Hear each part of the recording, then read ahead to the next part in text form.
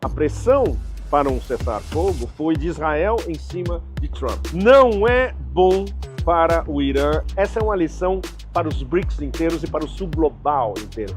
Bem-vindos ao verão moscovita.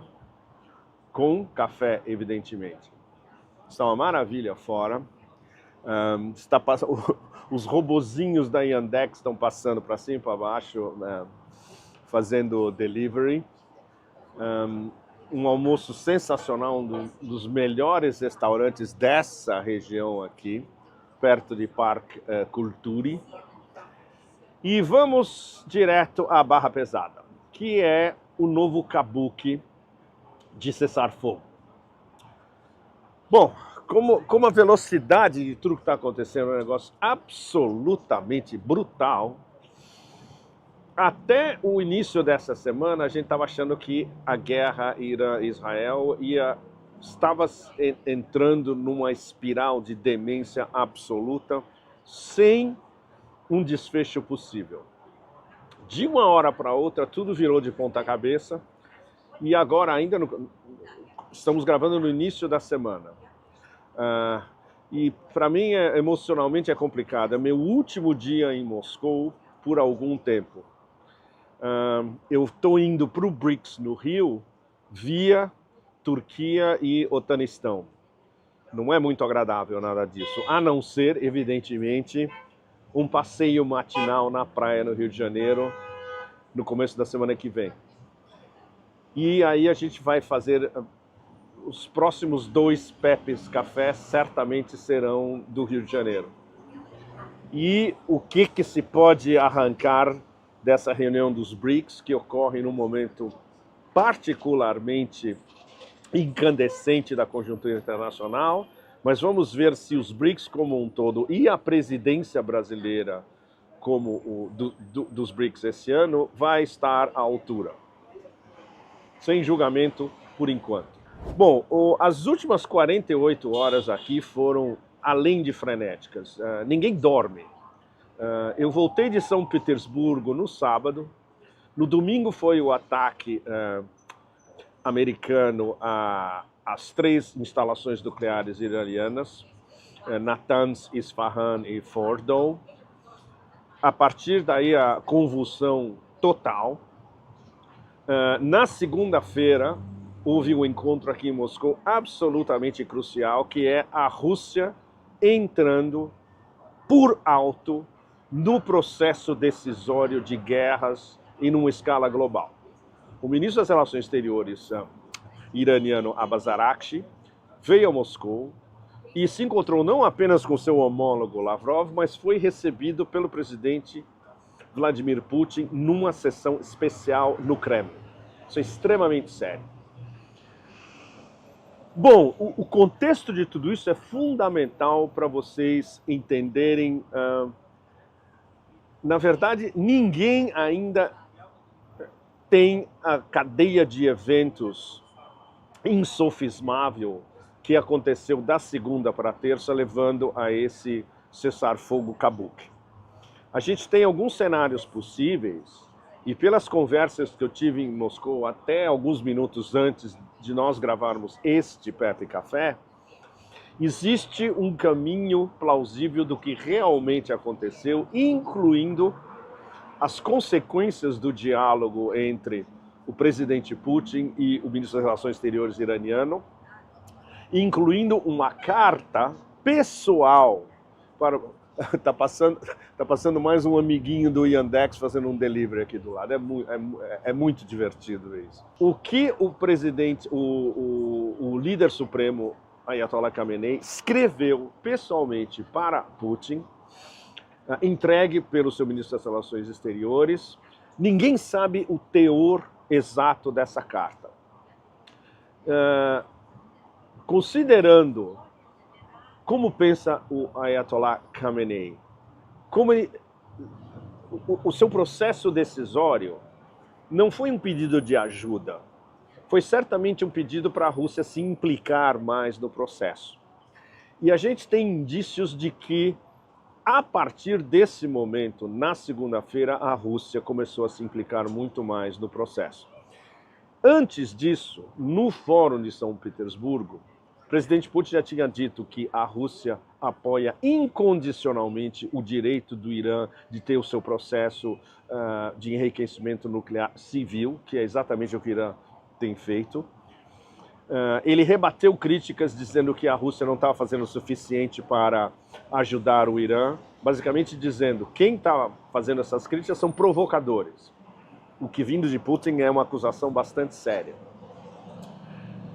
O que foi discutido, não houve leaks fundamentais do que foi discutido no Kremlin ontem entre Putin, Lavrov e Arakchi. Mas isso, direta ou indiretamente, deslanchou um processo que já estava começando, que é o desespero israelense. Antes mesmo do encontro no Kremlin, os israelenses mandaram uma carta formal para os iranianos, e isso é revelado pela mídia israelense, pelo canal 11 de Israel, que tem acesso praticamente direto ao gabinete do genocida Netanyahu e às esferas de poder em Tel Aviv.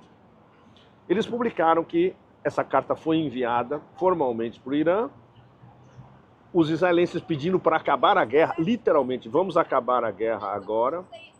E a resposta do Irã foi não. Nós vamos acabar a guerra quando nós decidirmos que acaba a guerra. Volta aquela mesma história. Nunca lancem uma guerra sem saber como você vai terminá-la. Que se aplica perfeitamente ao esquema genocida de Tel Aviv. Levando isso em conta, depois do que o condutor circense da Casa Branca anunciou o seu cessar-fogo pessoal, mérito dele, presidente americano, ele disse em um dos seus posts que ele tinha sido contatado quase simultaneamente tanto por Israel quanto pelo Irã. É uma mentira deslavada. O Irã não contatou a presidência americana. O Irã veio aqui a Moscou e contatou a presidência russa. Os israelenses, evidentemente, tendo recebido um não para o fim da guerra vindo diretamente do Irã, obviamente começaram a pressionar Trump. Essa é a verdadeira história. A pressão para um cessar-fogo foi de Israel em cima de Trump. E Trump viu uma possibilidade excelente de posar como pacificador mais uma vez, depois de ter praticamente dado um prenúncio ou um prólogo de uma possível terceira guerra mundial com seu ataque unilateral e absurdo contra as instalações nucleares do Irã no dia 22 de junho. Mais uma vez, repetindo, fundamental, 22 de junho de 1941, foi o início da Operação Barbarossa dos nazis contra a União Soviética. Muito significativo que o início, o prenúncio, o possível prólogo de uma terceira guerra mundial iniciada pelos americanos foi na mesma data, 22 de junho, que foi escolhida pessoalmente por Donald Trump. Bom, Trump e quem está em volta dele percebeu que a Rússia, de um dia para o outro, estava no patamar decisório de possibilitar um entendimento, ou pelo menos um início de diálogo de novo entre Irã e Israel. Então ele subiu em cima dessa oportunidade de ele posar como o pacificador. Não está claro aqui, e essa é uma pergunta extremamente capciosa, complicada, sensível de se fazer em Moscou, o papel do presidente Putin em convencer os iranianos de que um cessar-fogo no momento seria possível. Os iranianos já tinham dito, inclusive em público, que se Israel parasse de bombardear o Irã, eles também parariam os seus ataques. Mas isso era muito vago. Outra coisa é você ter uma promessa de cessar-fogo. O problema é que qualquer cessar-fogo prometido, tanto pelos americanos, quanto pelos seus asseclas em Tel Aviv, pela pelo eixo zionista como um todo, ninguém pode acreditar. Eles quebraram todos os cessar-fogos possíveis e imaginários, tanto em Gaza quanto no Líbano. Daí o kabuki. O kabuki, no momento, na verdade, é uma série de máscaras. É um kabuki em série, na verdade. Os russos não têm nenhuma máscara. Os russos basicamente disseram aos iranianos: nós já estamos apoiando vocês, diplomaticamente, em termos humanitários, se vocês precisarem, e o que vocês pedirem a partir de agora, a gente vai considerar em detalhes. Foi exatamente o que o porta-voz do Kremlin, Dmitry Peskov, disse antes da história do cessar-fogo. O cessar-fogo em si, este sim é um kabuki, e esse sim uma série de máscaras, e que deve ser desmascarado pelo que é mais uma tentativa oportunista de Donald Trump, em desespero e acuado, como uma galinha tonta, na verdade, de posar como pacificador. Por quê? Duas razões principais. Ficou constatado já na segunda-feira que a autoproclamada destruição do programa nuclear iraniano, todo mundo, desde o tonto com a tatuagem escrito Kafir infidel no braço, o patético ex-comandante de um platoon americano no Iraque depois de 2003, a Hegseth, chefe do Pentágono. Há vários outros membros do time Trump 2.0 e a Fox News especialmente, de que foi uma vitória, de que o programa tinha sido destruído, etc. e tal. Está comprovado que não. Não se sabe exatamente o que foi atingido em Fordow. Fordow estava praticamente deserta, não houve radiação, não houve coluna de fumaça, não houve vítimas civis. Então ninguém sabe, porque os estudos preliminares ainda não terminaram. Algo foi atingido, mas o que foi atingido não foi essencial. E tudo que era essencial já tinha sido transportado fora de Fordow, pelo menos 48 horas antes do ataque em 22 de junho. A mensagem extremamente direta ao ponto dada pelos iranianos, lançando mísseis proporcionais às bombas lançadas sobre Fordow na base de Al-Udeid, no Catar, perto de Doha. Eu já fui a essa base de Al-Udeid, é um monstro. É a base americana mais importante de todo o oeste da Ásia, é onde fica o quartel-general do CENTCOM e é onde eles coordenam tudo relacionado a ataque das forças americanas no perímetro do oeste da Ásia inteiro. E, evidentemente, vocês todos viram o pânico em Doha, desde shopping malls até o meio da rua, com a defesa antiaérea Qatari, que é uma defesa antiaérea basicamente americana, em relação aos mísseis chegando. Ninguém sabe quantos mísseis realmente tocaram a base em Al-Udeid. Há projeções de que pelo menos 3 atingiram o alvo. Evidentemente, o Qatar não pode dizer que isso aconteceu. Eles disseram que todos os mísseis foram interceptados.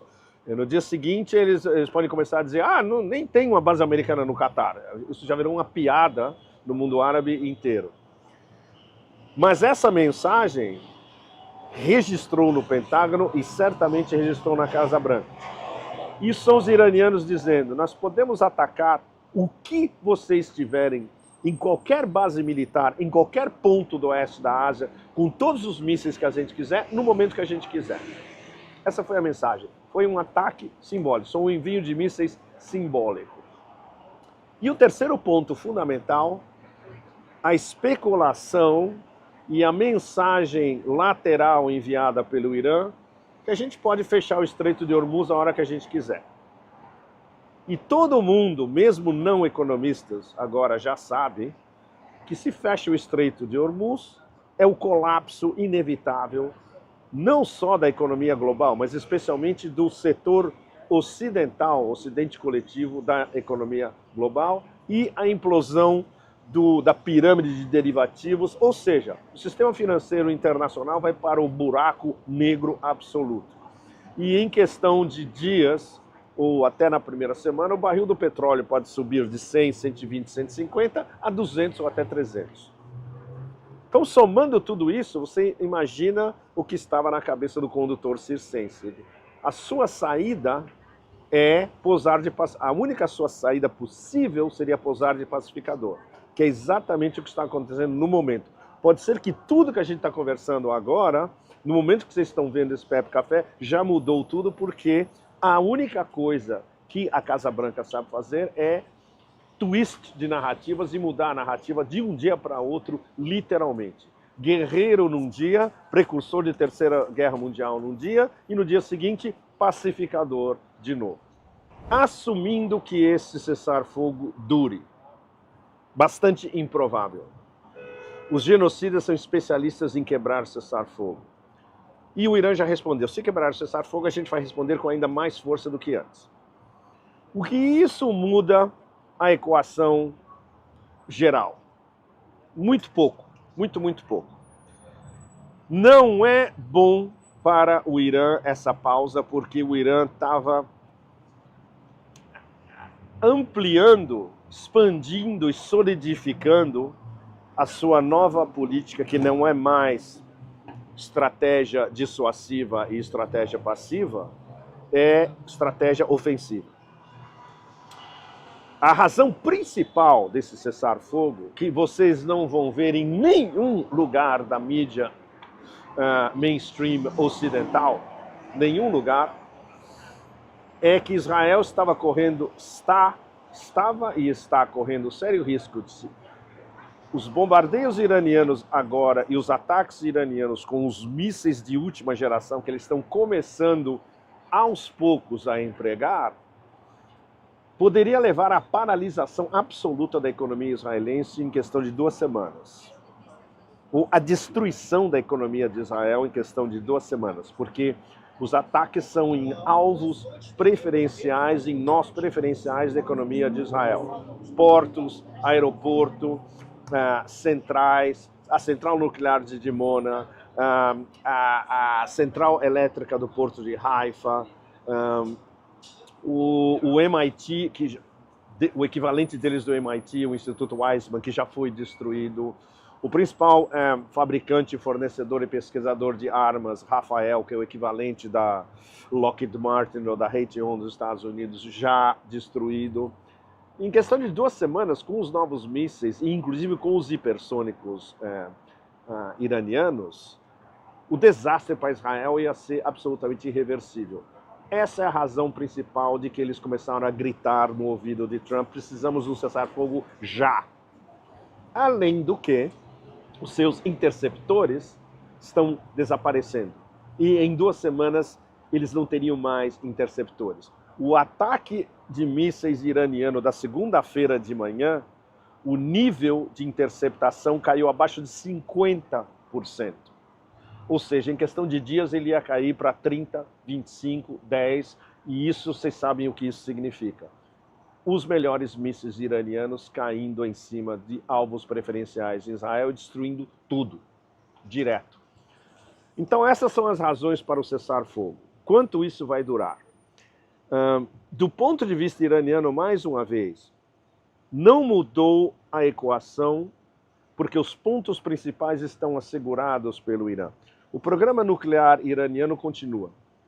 Não sofreu uma debacle e não sofreu um ataque definitivo.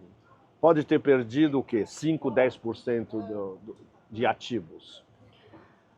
O sistema de mísseis balísticos iranianos e o espectro de mísseis balísticos iranianos não foi atingido. Eles têm ainda mais de 10 mil mísseis e isso vai continuar e a produção de mísseis vai ser ainda mais acelerada. Eles perderam qualquer ilusão em relação ao Tratado de Não Proliferação Nuclear, do qual eles vão sair breve, questão de dias, no máximo algumas semanas, e da Organização Internacional de Energia Atômica, que eles têm menos de zero confiança na IAEA a partir de agora e praticamente vão expulsar. Eles praticamente expulsaram a Agência de Energia Atômica do Irã e não vai ter mais inspetores da IAEA no Irã. Eles foram expulsos. Ou seja, o preço pago pelo Irã por essa guerra aérea, especialmente, foi inimaginável para todos nós.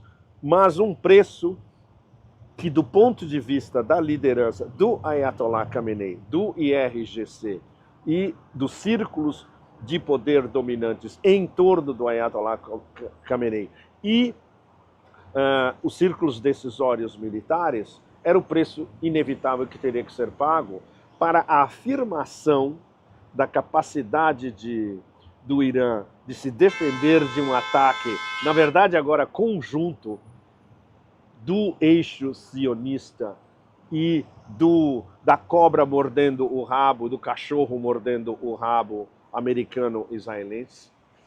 Afirmando o poder da resistência, o Irã é definitivamente, a partir de agora, o líder da resistência global contra o Império.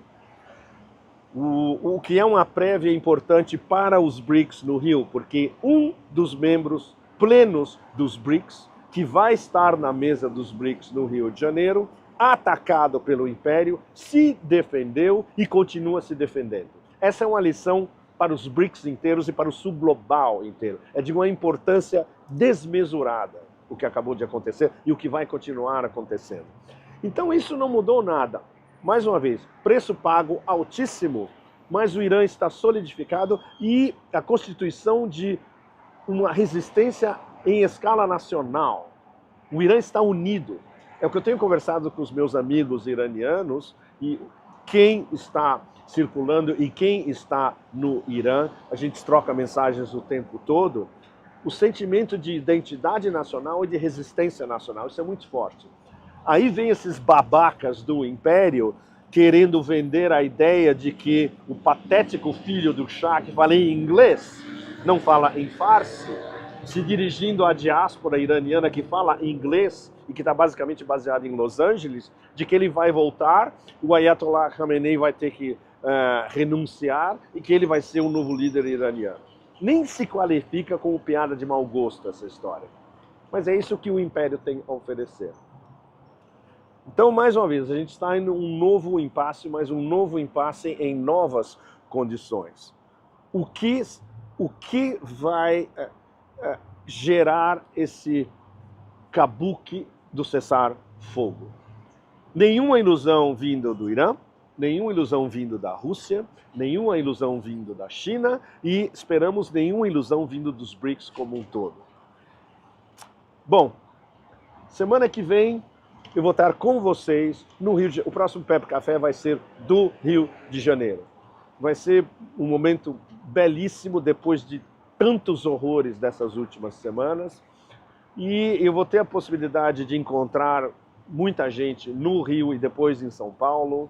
Vai ter 2 palestras, uma no Rio e uma em São Paulo. Eu espero ter tempo de explicar para vocês em detalhes tudo isso que está acontecendo, de ter mapas para eu explicar em mapas para vocês tudo que está em jogo nessa história toda. Muito obrigado por tudo. Adeus de Moscou, infelizmente, amanhã avião indo embora. Não vai por Catar, que se fosse por Catar, o espaço aéreo foi fechado ontem. Vai ser pela Turquia, e depois o Taquestão, e depois as praias do Rio. Muito obrigado, até a semana que vem. Tchau, tchau.